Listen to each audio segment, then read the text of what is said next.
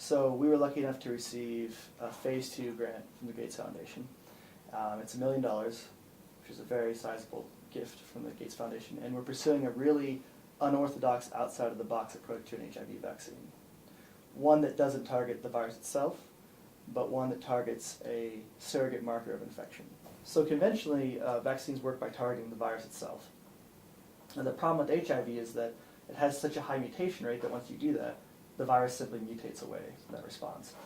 So here we're actually not targeting HIV itself, instead we're targeting a surrogate marker, and that's these endogenous retroviruses. And the idea is that because HIV triggers the reawakening of these endogenous retroviruses during its replication cycle, that it really can't do anything to mutate to stop that process. It's just something that it does when it replicates in a cell. And the idea is that then we can target infected cells not by targeting HIV, but by targeting a process of the virus itself. What got us thinking about this was this idea that conventional vaccines really don't have broad enough coverage of the virus.